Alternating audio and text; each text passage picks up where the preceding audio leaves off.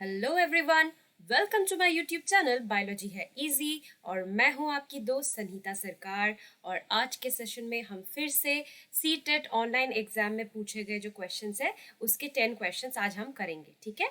और आपको एक चीज़ मैं बता दूं कि मैंने एक प्लेलिस्ट बनाई है सीटेट प्रीवियस ईयर क्वेश्चंस करके। सो आप उस प्लेलिस्ट में अगर जाएंगे तो आपको सभी सीटेट 2022 ऑनलाइन जो पेपर बना है उसके सभी पार्ट्स मिल जाएंगे, ठीक है। So without wasting any time let's get started with today's session. So आज का पहला क्वेश्चन है, match the following.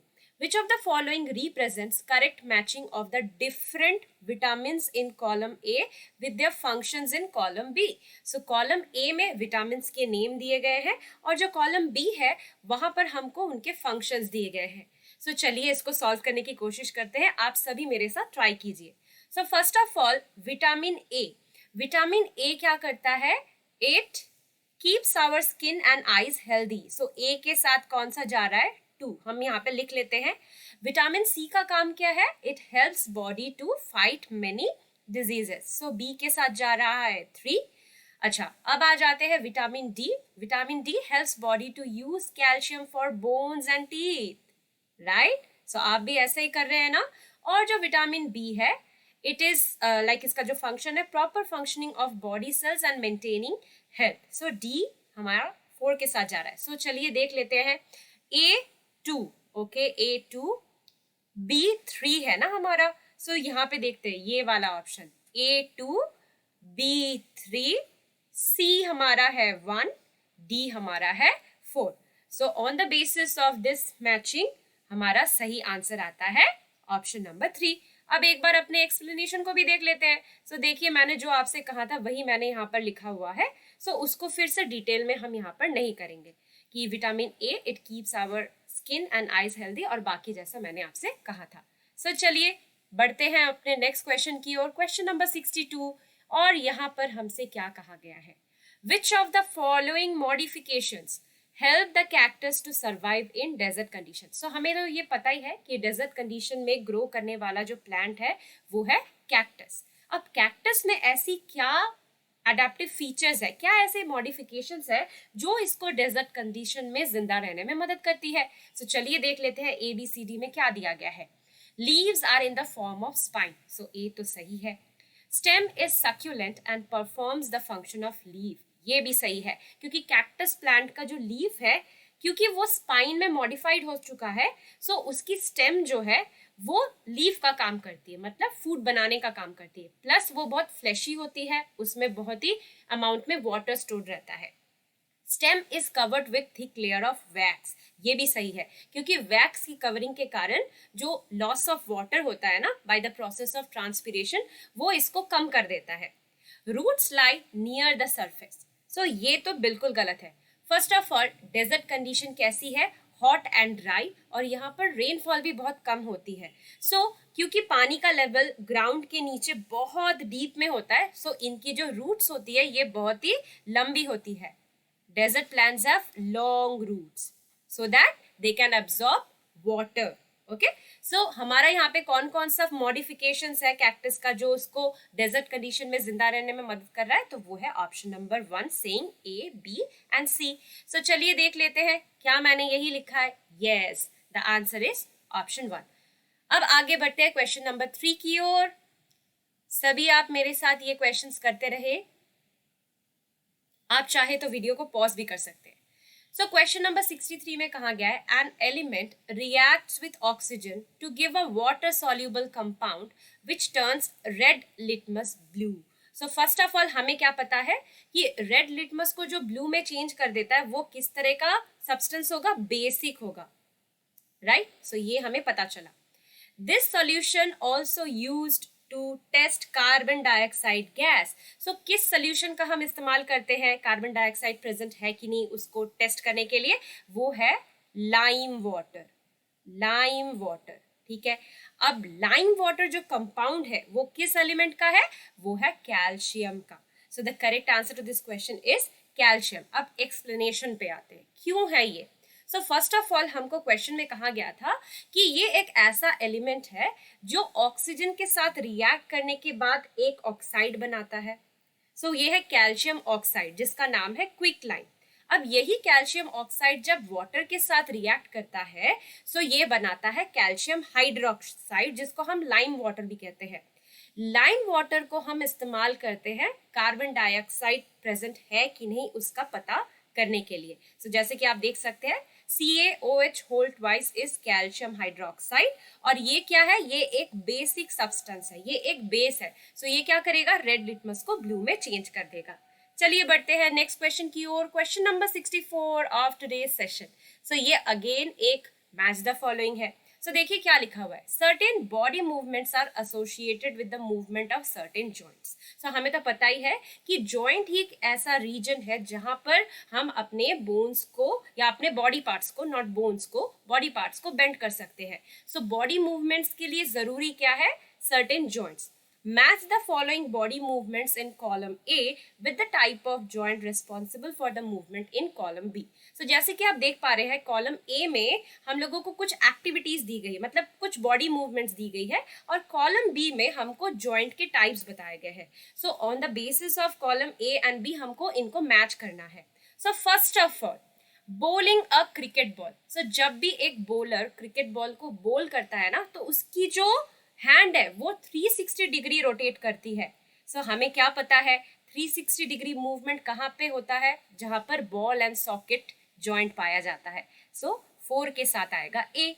Turning the head in left और राइट डायरेक्शन। सो हमें क्या पता है कि जो पिवटल जॉइंट होता है वो हमारे हेड और नेक के बीच में पाया जाता है, जो कि लेफ्ट और राइट डायरेक्शन में सर को मूव करने में मदद करता है। सो बी जाएगा हमारा 1 के साथ।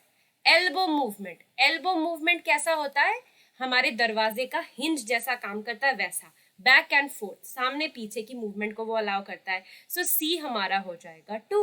और upper jaw movement during laughing. So हमारा अपर जॉ ये एक्चुअली हमारे स्कल के साथ या क्रेनियम के साथ, हमारे अपर जॉ और हमारे स्कल के जो बोन्स है, क्रेनियम के जो बोन्स है, ये फिक्स्ड जॉइंट से कनेक्टेड है, जो किसी भी तरह की मूवमेंट अलाउ नहीं करते। सो डी हो गया हमारा 3। सो हम देख लेते हैं A4 यहाँ पर है, B1 यहाँ पर है, C2 यहाँ पर है, डी के साथ हमारा कौन सा गया, D3। So the correct answer to this question is option number 1। देख लेते हैं कि हाँ, yes, so you can see that option number 1 is the correct answer to this question।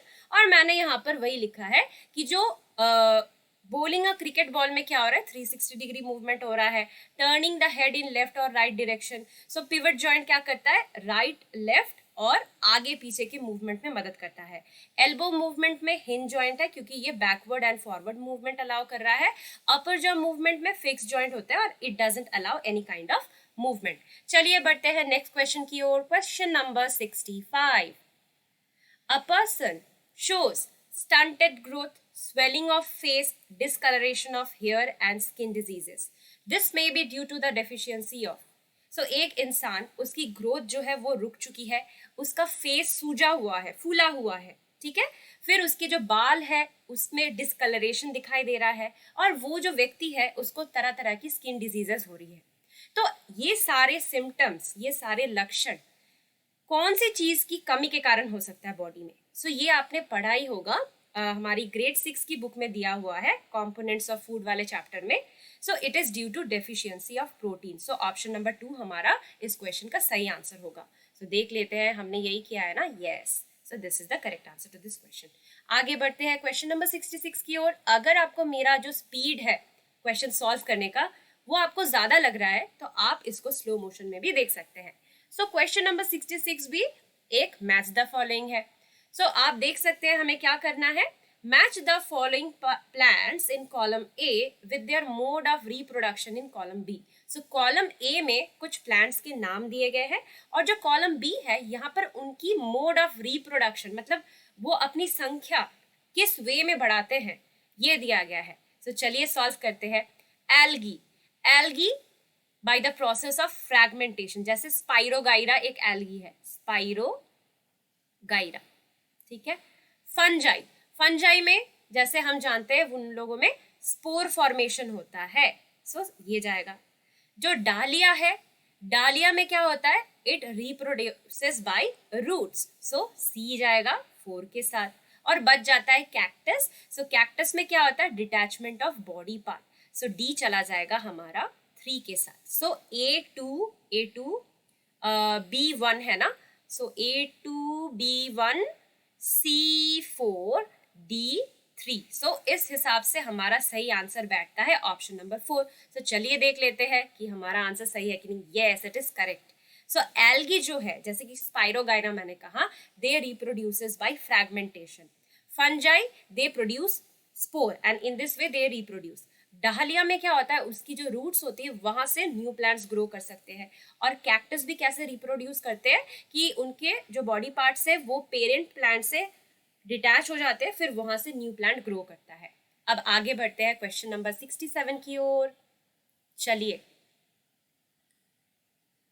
ये अगेन एक मैच द फॉलोइंग है। सो बड़ा मजा आता है इस तरह के क्वेश्चन सॉल्व करने में। Given below are some substances and their mode of storage in a laboratory. तो जैसे कि आप देख सकते हैं, कॉलम ए में कुछ कुछ चीजें दी गई है और कॉलम बी में किस तरह से उनको स्टोर किया जाता है वो दिया गया है। तो चलिए इसको सॉल्व करने की कोशिश करते हैं। सोडियम मेटल बहुत ही रिएक्टिव है और इसको हम केरोसिन में स्टोर करते हैं, ठीक है, under like in kerosene oil. So इसका आएगा ए। फॉस्फोरस जो है ये भी हाईली रिएक्टिव है, इसको हम स्टोर करते हैं under water. So this is B.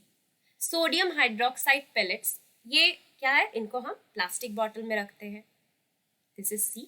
और जो मर्क्यूरी है ये हम ग्लास बॉटल में रखते हैं क्योंकि ये बहुत ही टॉक्सिक होती है। सो डी हो गया हमारा 1। सो चलिए अभी ऑप्शंस को मैच करते हैं। A is going with 4, A4, B is going with 3, okay, C is going with 2 and D is going with 1. So the correct answer to this question is option number 2. तो देख लेते हैं कि yes, so it is 2. Now let's move on to question number 68. Question number 68 में क्या दिया गया है, चलिए पढ़ा जाए। Srijan participated in a marathon. So Srijan ने एक मैराथन रेस में पार्टिसिपेट किया, although he is not a regular walker, मतलब उसे कभी भी चला भी नहीं है, मतलब वो मॉर्निंग वॉक भी नहीं करता है, ठीक है, पर उसने मैराथन में पार्टिसिपेट कर लिया, मतलब उसकी बॉडी क्या है, प्रिपेयर्ड नहीं है इस तरह की इंटेंसिव एक्टिविटीज के लिए।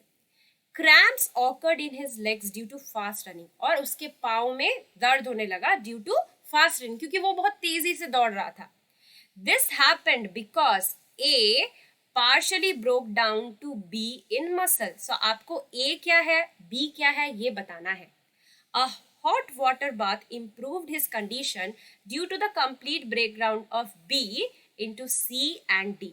So out of these A, B, C, D कौन सा है? So यहाँ पे जो ऑप्शन दिया गया है, एक्चुअली यहाँ पर क्या बताया गया है, एनएरोबिक रेस्पिरेशन हो रहा है मसल सेल में। एनएरोबिक रेस्पिरेशन कहां पे, इन मसल सेल्स। मसल सेल्स क्यों हो रहा है, क्योंकि ये मैराथन रेस है तो श्रीजॉन को बहुत ही फास्ट दौड़ना है। अब फास्ट दौड़ने के लिए उसको क्या चाहिए, हाई एनर्जी चाहिए, एनर्जी की डिमांड ज्यादा है, पर क्या उसको उतना अमाउंट में ऑक्सीजन मिल रहा है, नहीं, ऑक्सीजन उसको बहुत ही कम मिल रहा है। तो क्या करते हैं कि जो मसल सेल्स है ना, वो एनएरोबिक रेस्पिरेशन करना शुरू करते हैं और उस तरीके से वो एनर्जी बनाते हैं। एनएरोबिक रेस्पिरेशन मतलब break down of glucose in absence of oxygen.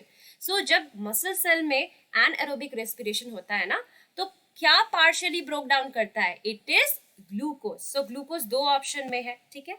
So glucose जब पार्शियली टूटता है तो वो क्या बनाता है, वो लैक्टिक एसिड बनाता है। तो ए हुआ हमारा ग्लूकोज, बी हुआ हमारा लैक्टिक एसिड। अब इस क्रैम्प से, इस दर्द से हमको कैसे छुटकारा मिलेगा, तो कहा जाता है कि अगर वो इंसान हॉट वाटर बाथ लेता है तो इससे उसकी ब्लड सर्कुलेशन इंप्रूव हो जाती है और ऑक्सीजन इन मसल सेल्स तक पहुंचते हैं, तब जाकर ये जो लैक्टिक एसिड है ये कंप्लीटली ब्रेक डाउन होता है कार्बन डाइऑक्साइड एंड वाटर में। सो ये हमारा सी, ये हमारा D. So the correct answer to this question is option number 3, ठीक है। देखिए option number 3 is the correct answer. Now let's move on to the next question, question number 69 of today's session. Which of the following is not a function of manure. So हमें एक तो चीज पता है कि अगर हमें उपज बढ़ानी है, अगर हमें क्रॉप्स की यील्ड बढ़ानी है, सो इसके लिए सॉइल में न्यूट्रिएंट्स का होना बहुत ज़रूरी है। सो इसीलिए हम मैन्योर को ऐड करते हैं। अब आपको यहाँ पे ढूंढना है कि मैन्योर का, यहाँ पर 1 2 3 4 में जो ऑप्शंस दिए गए हैं, इनमें से मैन्योर का फंक्शन कौन नहीं है। So first option is saying improvement of soil texture, sorry. So obviously manure soil का जो टेक्सचर है उसको इम्प्रूव तो करता ही है। Replenishment of soil with nutrients, ये भी सही है, क्योंकि सॉइल में जो न्यूट्रिएंट्स की कमी थी उसको वो दोबारा से एड अप करता है मैन्योर जब हम ऐड करते हैं। Providing pockets in the soil for seeds to grow, so ये तो सही नहीं है, क्योंकि सॉइल में जगह सीड्स को डालने की और वहां से वो ग्रो कर सके, ये काम तो मैन्योर का है नहीं। Improvement of water retaining capacity of soil, ये भी सही है, क्योंकि जब हम मैन्योर सॉइल में ऐड करते हैं ना, तो इससे क्या होता है, जो मिट्टी है वो पानी को अच्छे से होल्ड कर सकती है, जो कि बहुत ही जरूरी होता है प्लांट की प्रॉपर ग्रोथ के लिए। सो हमको यहाँ पर कहा गया था which is not a function of manure, so the correct answer to this question is option number 3, जैसे कि आप देख सकते हैं। Okay, now let's move on to the last question of today's session, question number 70। Which of the following sets comprises human diseases caused by a virus? ठीक है, सो यहाँ पर 1 2 3 4 में जो भी ऑप्शंस है उनको हमें देखना है कि कौन सा आंसर सही है। Tuberculosis is caused by bacteria, measles caused by virus, cholera caused by bacteria, polio caused by virus. So ये वाला ऑप्शन तो नहीं है, क्योंकि हमको एक ऐसा सेट देखना है जो कि सिर्फ वायरस ही कॉज करता है। Hepatitis A virus, measles virus, polio is caused by a virus, chicken pox is also caused by a virus. So यहाँ पे हमको correct answer मिल गया। Cholera is caused by bacteria, typhoid also caused by bacteria, polio again by virus, tuberculosis by bacteria. Okay? और यहाँ पे तो मैंने सारे कवर कर ही दिए हैं। So चलिए देख लेते हैं कि explanation में मैंने क्या दिया। देखिए, option number 2 is the correct answer to this question. अब एक्सप्लेनेशन पे आपको थोड़ा ध्यान देना है, क्योंकि मैंने क्या किया है, यहाँ पे थोड़ा एक्स्ट्रा इंफॉर्मेशन दी है। जैसे कि आप देख सकते हैं, tuberculosis is caused by bacteria, पर उस बैक्टीरिया का नाम क्या है, उसका नाम है mycobacterium tuberculosis. Measles is caused by a virus, so उस वायरस का नाम क्या है, वो है morbilli virus. Cholera again caused by bacteria, नाम है बैक्टीरिया का विब्रियो कोलेरी। सो ये आपको कॉजेटिव ऑर्गेनिज्म का भी नाम याद रखना पड़ेगा, क्योंकि कभी कभार क्या हो जाता है कि टाइप्स ऑफ माइक्रो ऑर्गेनिज्म नहीं दिया रहता है, मैच द फॉलोइंग में नाम दिया रहता है, सो आपको पता होना चाहिए। पोलियो कॉज्ड बाय वायरस, नाम है polio virus. Hepatitis A, it is again caused by virus, और उसका नाम भी है वायरस का, hepatitis A virus. Chicken pox caused by virus, और नाम है वायरस का वेरिसेला जोस्टर वायरस। और typhoid is caused by again bacteria, और बैक्टीरिया का नाम है साल्मोनेला टाइफी। सो इसी के साथ आज का सेशन मैं यहीं पर समाप्त करती हूँ। ऐसे ही कंटेंट के साथ मैं दोबारा आऊँगी आपसे मिलने। अगर आपको मेरा कंटेंट पसंद आ रहा हो, so please like and share with your friend and do subscribe to my channel biology है इजी। और मैं आशा करती हूँ कि आपको मेरा मतलब जिस तरीके से मैं एक्सप्लेन करती हूँ वो भी पसंद आ रहा होगा। तो अगर आप थोड़ा सा कमेंट में मुझे बताएं कि कहाँ पर मुझे इम्प्रूव करना चाहिए, तो ये फीडबैक मेरे लिए बहुत अच्छा होगा कि मैं अपने काम को और भी इम्प्रूव कर पाऊंगी। Okay, so that's all for today. Take care and keep learning using biology है इजी। Bye bye everyone.